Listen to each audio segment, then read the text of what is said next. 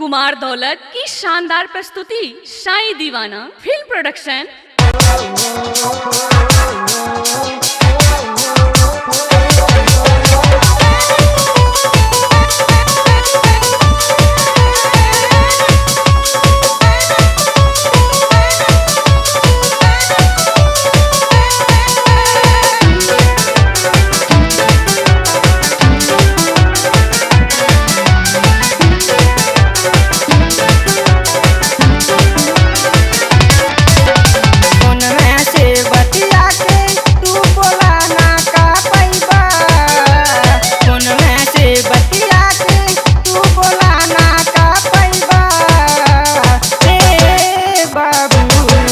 बोला अइबा कि ना अइबा, ए बेटा घरे अइबा कि ना अइबा।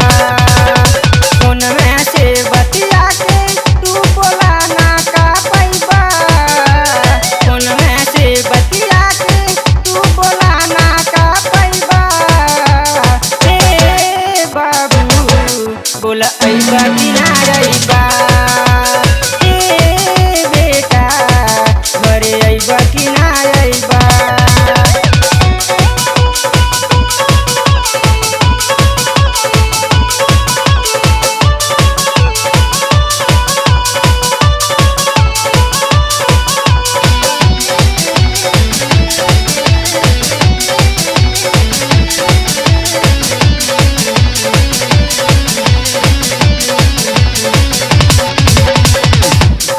के करेज से झकास जैसन बाड़, सच बोला बेटा काहे आवत नइखे घर।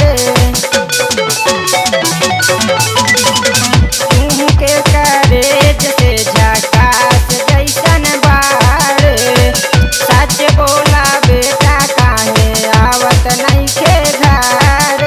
प्यार में पागल माई के तू कबल तड़पैबा, प्यार में पागल माई के तू कबले तड़पैबा। हे बाबू बोला अइबा कि ना अइबा, हे बेटा घरे अइबा कि ना अइबा।